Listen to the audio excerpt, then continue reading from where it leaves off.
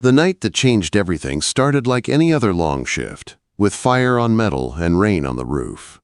I was alone in my shop at 3 in the morning. The big bay doors were shut, the lights were humming, and the air smelled like hot steel and old storms.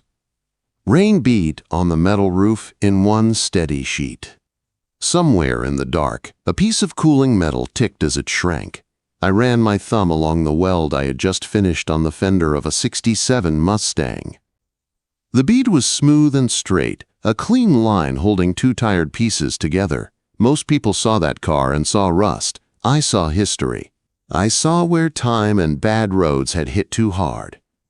I saw something that could be brought back and maybe even made stronger than the day it left the factory. That was the thing about broken things. If you respected the damage, you could fix it. Headlights flashed through the rain outside, cutting across the front windows. They flickered once, then dipped to the shoulder of the highway. A boxy delivery van rolled to a stop, hazard lights blinking weakly in the dark. By the time I told myself to ignore it, my body was already moving. I grabbed my canvas jacket and the keys to my tow truck and stepped out into the storm. The rain came down sideways, sharp and cold against my face. I backed the tow truck in front of the van and climbed out, boots sinking into wet gravel. The van was one of those old metro-style rigs, but someone had loved it. Deep, sage green paint, gold lettering on the side. Baker Logistics. The kind of paint you pay a real shop to do, not some cheap spray can job. Whoever owned it had cared about how it looked. The driver's door opened, and a woman climbed down. Her trench coat was soaked straight through, sticking to her legs. Dark auburn hair clung to her neck in heavy strands. She almost slipped, caught herself, then shut the door with a sharp, controlled motion. She did not wave her arms or call out a desperate, "Please help." She just turned and faced me like she was ready for bad news and worse choices. "I don't have cash for a tow," she called over the wind. No apology, no begging, just a fact. "And I'm not leaving the inventory in the back."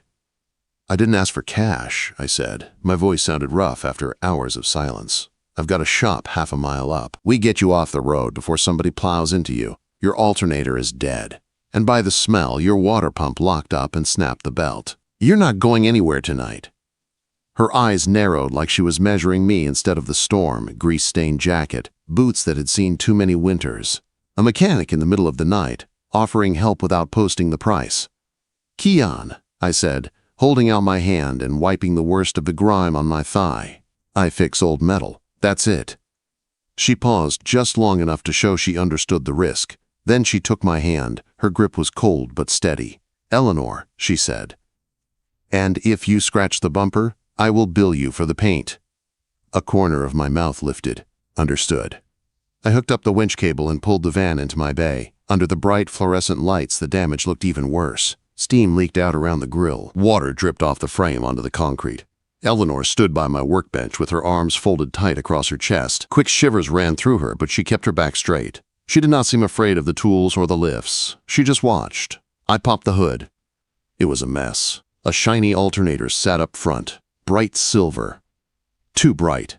The belt was burned and frayed. When I put my hand on the water pump pulley and tried to turn it, it did not move at all. Locked solid. "Who works on this?" I asked, tapping the alternator housing. "Bryson Moore," she said. The name came out like she was biting glass. "He manages my whole fleet. He serviced this van on Monday. Charged me $3,000 for a full overhaul." I knew the name. Everybody in our district did. Bryson was the guy who rolled up to meets in a loud blue drag car that looked like a bruise. All shiny parts that did not matter. Cheap work where it counted. He spent money on pretty clamps and paint, then underpaid his techs and delayed payroll like it was a hobby. I wiped a finger along the edge of the water pump. Black sludge came off on my glove. "He didn't overhaul anything," I said. "He spray-painted a junkyard alternator and stuck it in. That pump is original to the engine. It seized, burned through the belt, and cooked your block." Eleanor stopped shivering. Her whole posture went tight, like someone had pulled a strap across her ribs. She stepped closer, heels clicking on the concrete, and stared at the grease on my fingertip. "Are you sure?" she asked. "I don't guess," I said. I grabbed a rag and scrubbed at the alternator casing until the silver paint flaked away. Underneath, pitted rust and old stamped numbers appeared. "I prove it." She pulled her phone from her coat and started taking pictures. Click, click. Her hands were steady.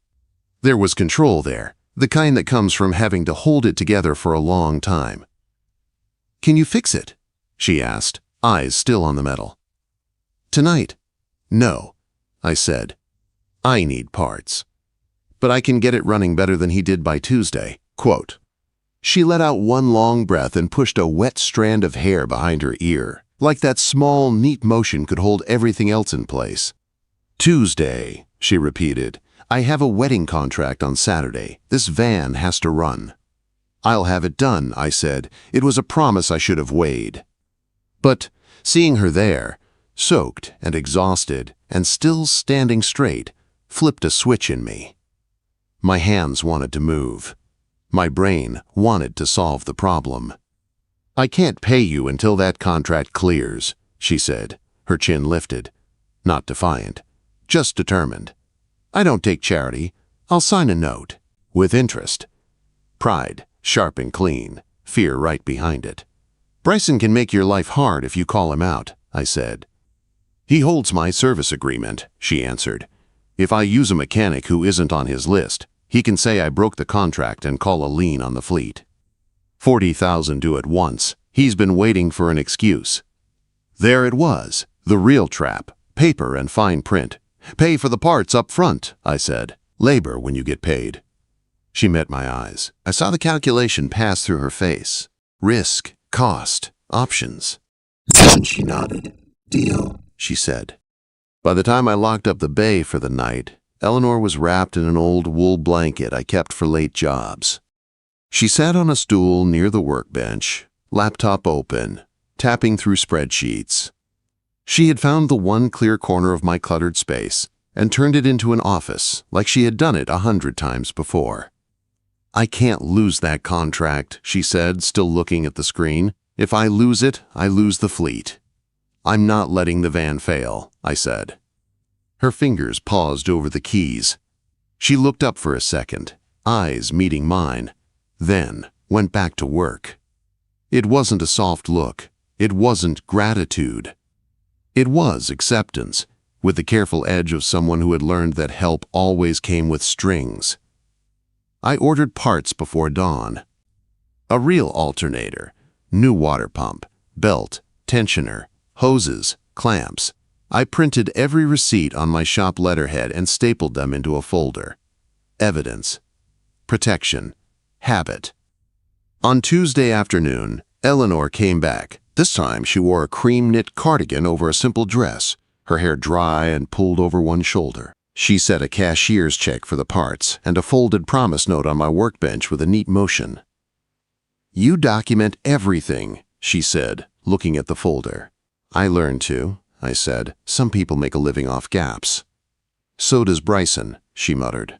I got to work under the harsh lights, swapping the water pump, routing the new belt. While I worked, she sat at my oil-stained desk with a stack of papers. At one point she stood, picked up a flashlight, and held it perfectly aimed without my asking. "You've done this before," I said. "I've watched people do it," she said, mostly while they told me it would cost more because I didn't understand.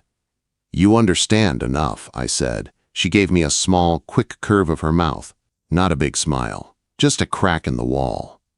When I turned the key that night, the van fired on the first try. The engine settled into a steady idle, smooth and strong. The white steam from the first run faded into nothing. Eleanor stood in the bay doorway, watching the tailpipe, shoulders finally dropping a fraction. "Saturday," she said, like she was testing the word. "It'll make Saturday," I said.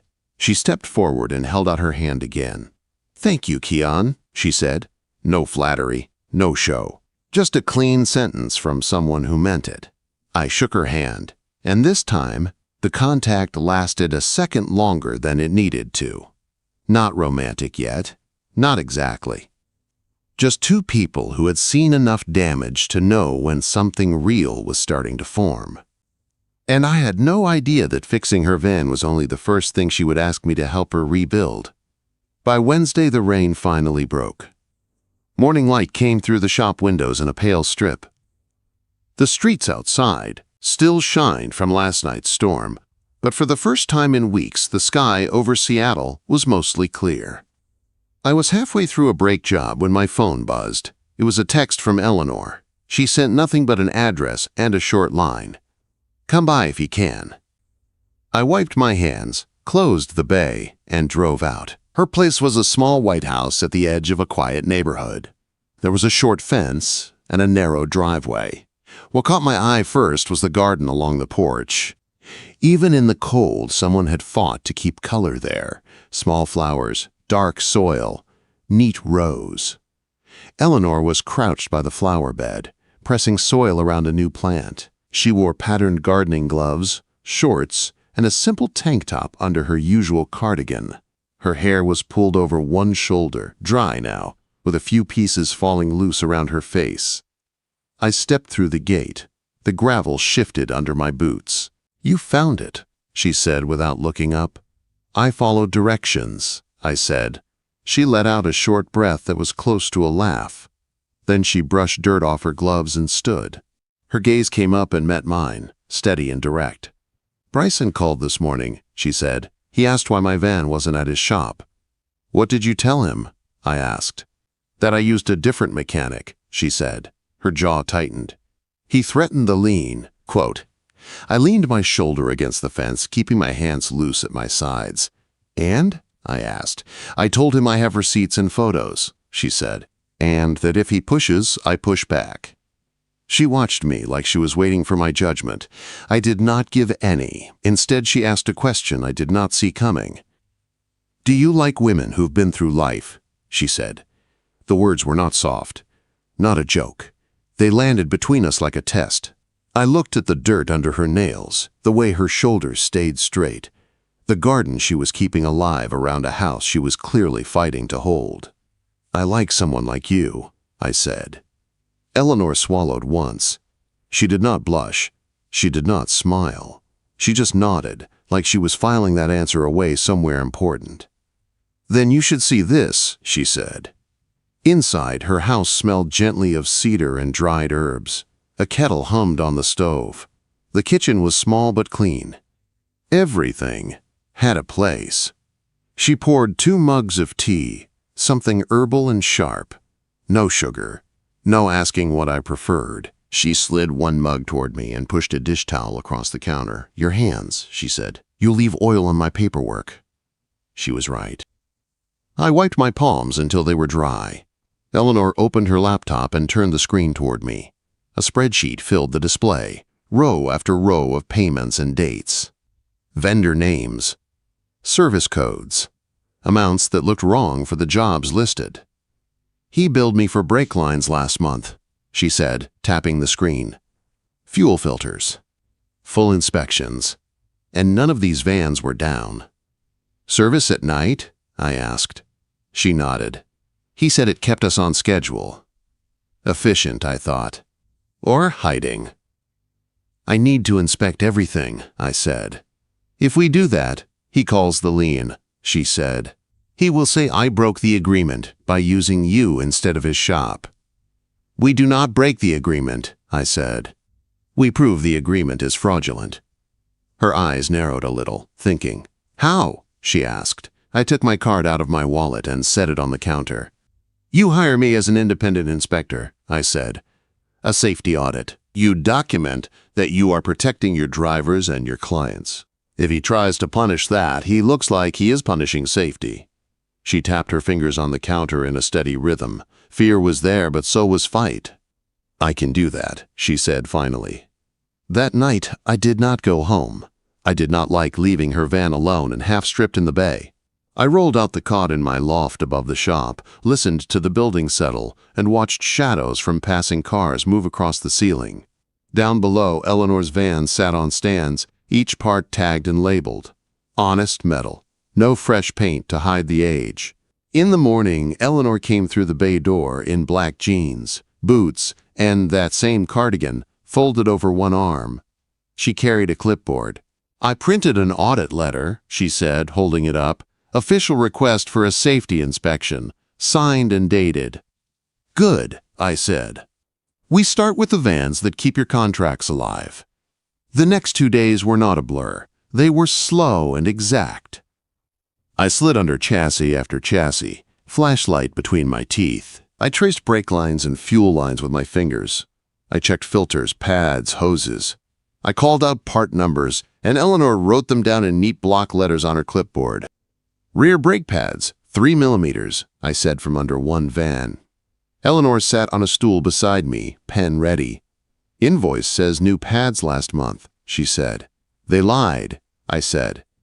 On the second afternoon, she walked over to the whiteboard where I kept job notes.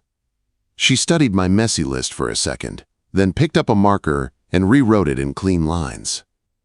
Alternator output, belt tension, coolant pressure test, brake line inspection, fuel filter seal, photos, bag and tag. "You missed the VIN photo," she said, pointing to the bottom. I blinked once and then smiled. "You've memorized my process," I said. "I've spent years being told I don't know what's under the hood." She said. I decided that was over. Something shifted in my chest. Respect, clear and solid. "Good," I said. "Then you understand why we are about to drag him into the light."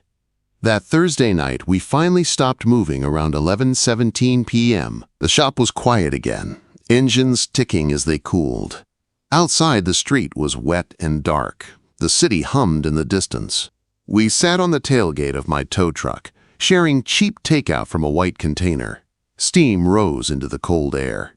Eleanor had a folder open on her lap, holding the corners down with her hand so the breeze would not flip the pages. "My biggest client is the city," she said. "If I fail this quarter, they terminate. If they terminate, the bank calls my loan.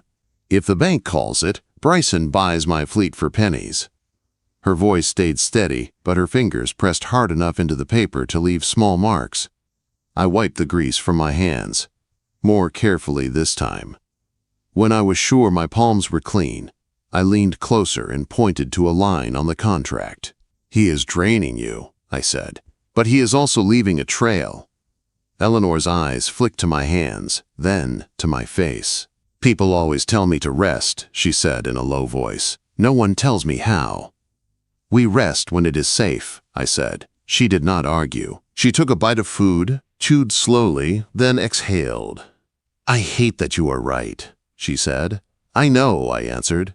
We finished dinner in a quiet that was not empty. It was the kind of silence that comes when both people are too tired to pretend. When she stood, she stacked her contracts with careful hands, then held the folder out to me. "Can you keep this in your office?" she asked. "If Bryson shows up at mine, I do not want him touching any of this." "I lock it," I said. "Nobody gets to it unless you say so." She nodded and pulled her cardigan tighter around herself. "Thank you," she said. Not soft, not shy, just honest. That was the night I realized this was no longer just about a broken van or a bad mechanic. We were building something else in that shop, piece by piece. Trust, maybe. Whatever it was, it felt a lot like checking a frame for cracks and finding solid metal underneath. The next week did not feel like a week. It felt like one long inspection broken into small pieces. Eleanor made the audit official. She had her lawyer draft the paperwork so tight there were no gaps for Bryson to slide through. The letter was on her company letterhead. It used all the right words. Safety, compliance, duty of care. She was not just fighting for herself. She was fighting for every driver who put their hands on one of those steering wheels. I brought in help. Joe, my old mentor, showed up on Monday. He was in his late 50s, with a limp and hands that looked like old leather, but he still moved like he could outwork any kid in the bay. "Fleet work again," he said, looking at the line of vans in my lot. "You know how to pick a quiet life, Keon." "I tried quiet," I said. "It did not take." He laughed once, then got to work. Eleanor's routine slipped into my shop like it had always belonged there. She came every afternoon with a thermos of her herbal tea and a paper bag of food she claimed was extra. She hung her cardigan on a hook near my jacket like she was claiming a spot on the wall. She did not hover. She worked. Sometimes she sat at my desk making calls to the city or the bank, voice firm and clear. Sometimes she walked the line of vans, checking license plates and contract numbers. A few times she crouched beside me on the floor, holding a flashlight while I traced lines. On Friday, we got our first clean break. A van came in with a rough idle. The driver said it felt off when he braked at lights.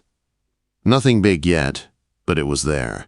I popped the hood, followed the fuel line with my fingers, and then stopped. There, tucked into the system, was a bright, hard spot of color. A clamp that did not belong on a work van. It was anodized blue, the kind of shiny part you see on show cars, not commercial rigs. I loosened it and held it up in the shop light. "Eleanor!" I called. She was at my desk, reading through a contract with her pen between her teeth. She set it down and walked over, heels tapping on the concrete. "Do you see it?" I asked. She leaned in close. Her shoulder brushed my arm, her eyes locked on the metal. "He put racing parts on my vans," she said slowly, "instead of real replacements." "And he billed you for real replacements," I said. Joe leaned over from the next bay and squinted at the clamp. "That piece is custom," he said. "You do not buy that at a parts store. That is from a race shop or a special order." I grabbed a clear evidence bag from the shelf, slid the clamp inside, sealed it, and wrote the date and VIN number on the outside with a thick marker. Then I pulled out my phone and filmed a quick video. The bag, my hand, the van, the part. My voice steady as I read off the details.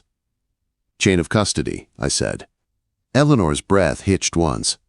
Her hand went to the edge of the workbench like she needed something solid under her fingers. "What do we do now?" she asked. "Now," I said, "we stop letting him hide behind paperwork. We let the paperwork point at him." That night, Eleanor sat in my office with her laptop on the desk and the bagged clamp beside it. Her shoulders were tight. The screen glowed in the dim light. She drafted an email to the State Bureau of Automotive Repair. She attached photos. She attached copies of invoices, a spreadsheet of mismatched charges, and the video clip of me holding that blue clamp. She did not hit send. Her finger hovered over the mouse. Her jaw was clenched. "If I do this," she said quietly, "he will come after me. He always does when someone gets in his way." I stood beside her chair, close enough that I could feel the heat from her body but not touching her. "If you don't," I said, "he keeps doing this until someone loses brakes on a hill. With a full load. Maybe a driver, maybe a family in another car. You know that." She closed her eyes for a second. When she opened them, they were bright but steady. "I am so tired of being scared," she said. "You are not scared," I said. "You are careful. There is a difference." Then she clicked send. For a long moment, she just stared at the screen. Her shoulders sagged a little, not in defeat, but like someone had finally put down a heavy box. "I feel sick," she said. "That is normal," I said. "We keep moving anyway." The bureau answered faster than I expected. 2 days later, an agent called and asked for all physical evidence and offered an inspection date. Eleanor listened with the phone pressed tight to her ear, nodded, and wrote down everything. "I will bring the clamp myself," she said. "And the alternator housing, and the brake pads." After she hung up, she leaned back in the chair and let out a long breath. "Okay," she murmured. "Okay." On the day of the appointment, she drove her cleanest van to the bureau office. I followed in my truck with a box of parts. The clerk behind the counter took our statements, signed a form, and logged every piece into their system. Paper, ink, boxes, labels. It seemed simple, but I knew how much weight lived inside those little steps. 2 days after that, Bryson walked into my shop. He did not knock. The bay doors were open for air, and he just strolled in like he owned the concrete. His truck was spotless, his hair perfect. He wore a jacket with his shop name on it, and a bright blue drag car stitched across the back. Eleanor was in the main bay, clipboard in hand, checking a tire tread depth while Joe finished a rotation. When she looked up and saw Bryson, she did not back away. She stepped forward. "Keon is an authorized inspector," she said before he could open his mouth. "This is a safety audit for my fleet." Bryson smiled, but there was no charm in it. "Eleanor," he said, stretching her name out. "You hiring strangers now?" I wiped my hands slow, set my wrench down, and walked over. My pulse was steady. I had faced worse things than a man with a fake smile. "Not a stranger," I said. "I am the one who found your spray-painted alternator." His eyes snapped to mine. The smile thinned. "You do not know what you are talking about," he said. I walked over to a shelf, picked up the old alternator housing we had saved. Silver paint scraped away to show the rust and pitting. I set it on the workbench with a heavy thud. $3,000, I said, "for this." Eleanor held out a folder. Her hand did not shake. "I have receipts," she said, "photos, part numbers, and the bureau has a component you used on my vans."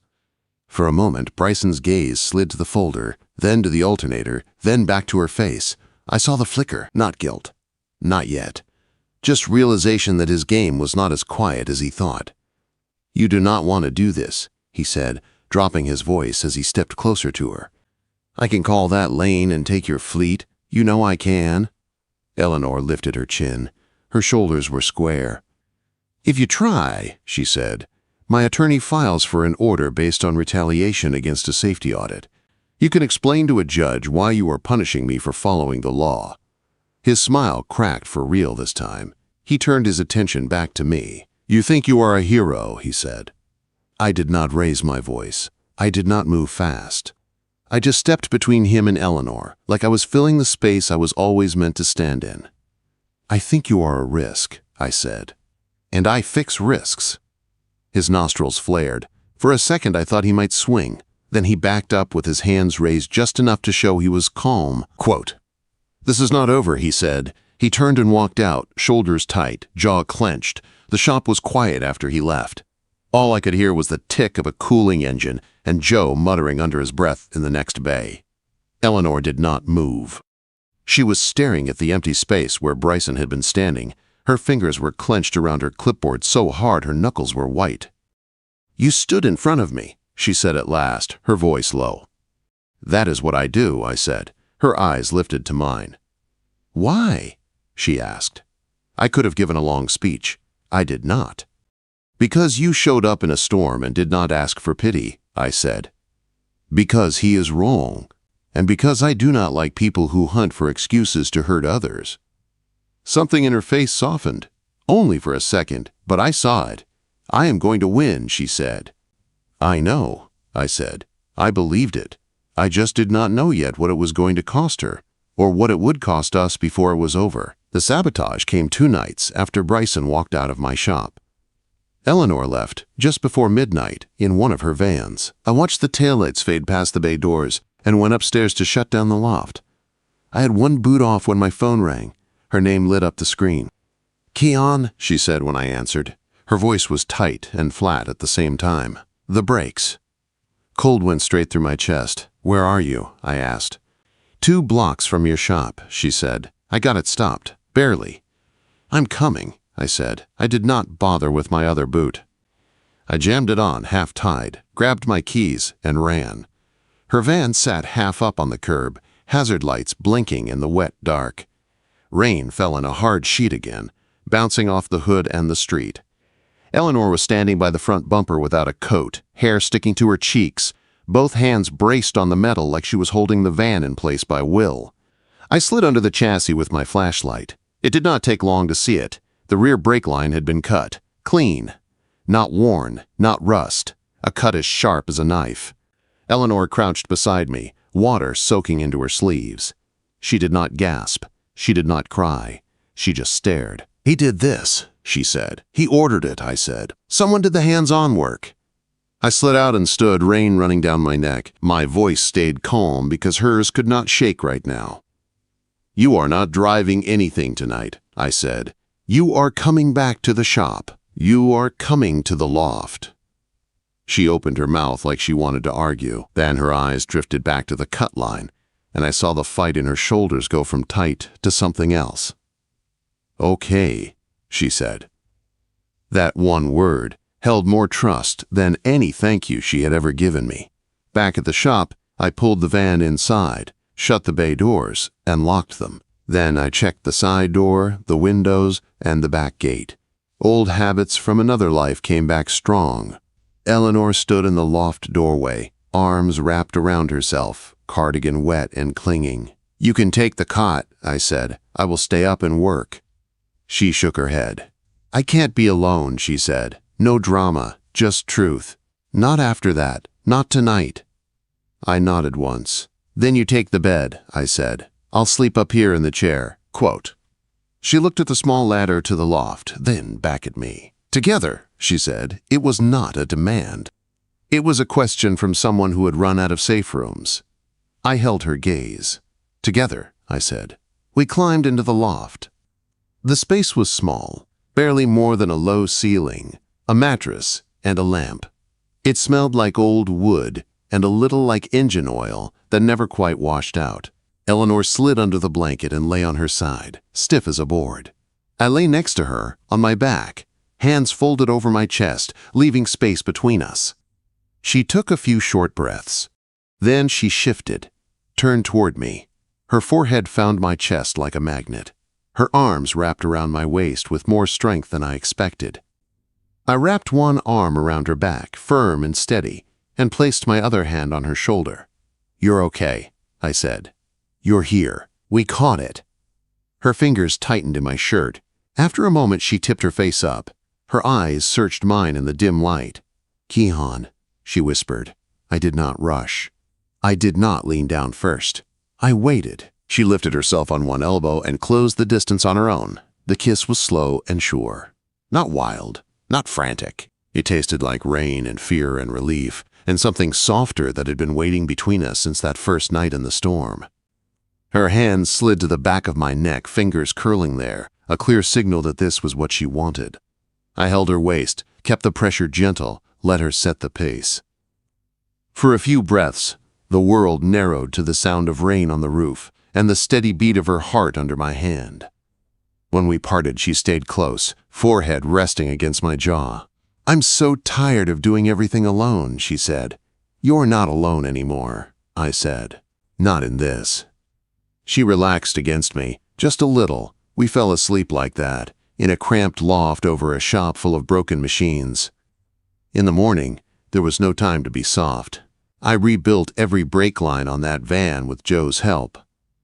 We photographed each cut with a ruler beside it. We bagged the cut sections, labeled them, and added them to the evidence box. Eleanor sat at my desk in her cardigan with a mug of tea in both hands, watching every step. "We need security," she said. "We need proof that holds up," I said. "And we need cameras." That night, I climbed a ladder in the rain and mounted cameras under the eaves. My gloves were slick. The drill slipped once and bit the padding by my thumb. I hissed and shook out my hand. Eleanor stood below me, holding an umbrella over my head so the rain would not drown the tools. She did not complain. She did not tell me to come down. She just kept the umbrella steady and watched the angle of the cameras like she was learning a new map. "Point it a little lower," she said once, "so it catches license plates." I looked down at her, then back at the mount and adjusted it. "You're right," I said. She gave a small nod. "I'm learning." When I dropped to the ground, soaked and tired, she shifted the umbrella so it covered both of us. "I'm sorry," she said, "that you got pulled into this." "I chose it," I said. "I knew what kind of fight it was." Her lips pressed together. Then she nodded. "Then I'm choosing it too," she said, "with you."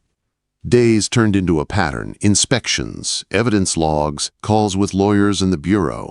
We both went home sometimes, but the shop became the center of the storm. The bureau matched the Blue Clamp's serial number to a racing account tied to Bryson's name. It was his signature, hidden in plain sight. A few days later, the agent called. "We have enough for a warrant," he said. "We'll move on his shop with police support." Eleanor stood beside me while I held the phone. When I hung up, she looked at the clamp bag on my shelf like it was a relic. "It's over?" she asked. "Not yet," I said, "but it's closing on him, not on you." The police searched Bryson's shop that week. They found more anodized parts tied to fleet vans.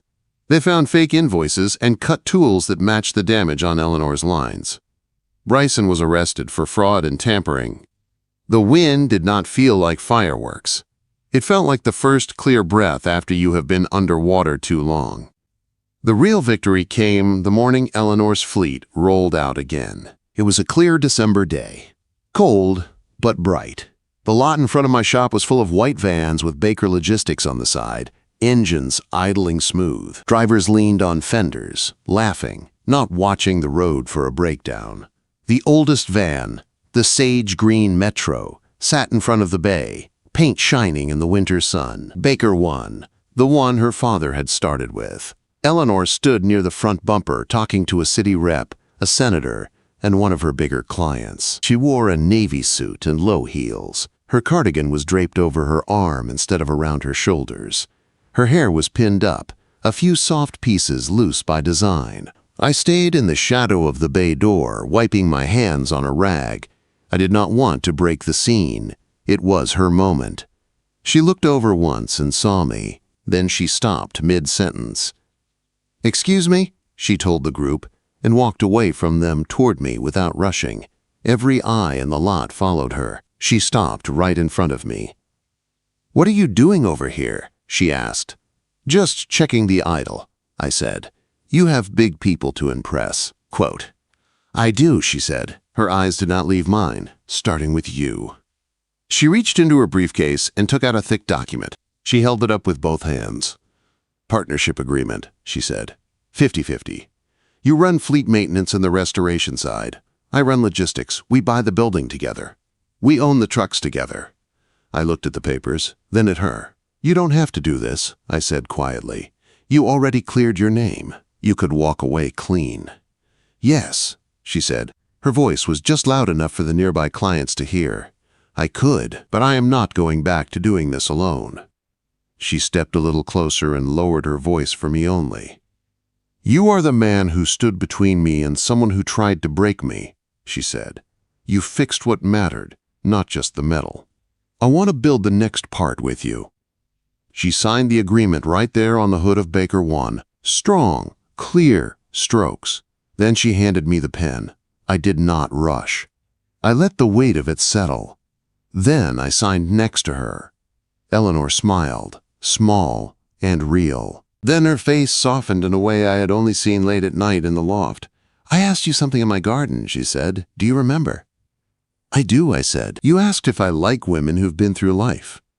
"And you said you like someone like me," she said. I took a slow breath, then stepped in just enough that she could stop me if she wanted. She did not move away. Her hand lifted and caught my jacket lightly at the front. A clear sign. Her choice. In daylight. In front of anyone who cared to see. I kissed her. Respectful. Certain. No hiding. No storm covering us. She kissed me back with the same calm kind of sure. Behind us, the senator politely pretended to check his watch. A driver grinned into his sleeve. The world kept going. Eleanor pulled back first, but only a little. "Come inside," she said. "We have work to do." "Yes," I said. A quiet, deep satisfaction settled in my chest, like a bolt tightened a speck. Some people look at something old and worn and see a reason to throw it away. I have learned to look closer. Frames can be reinforced, lines can be replaced, engines can find their rhythm again. If something still has a heartbeat, it is worth restoring. Sometimes that includes a van. Sometimes it includes a woman who has been through life. And sometimes, if you are lucky, it includes the man who finally learns how to stand beside her.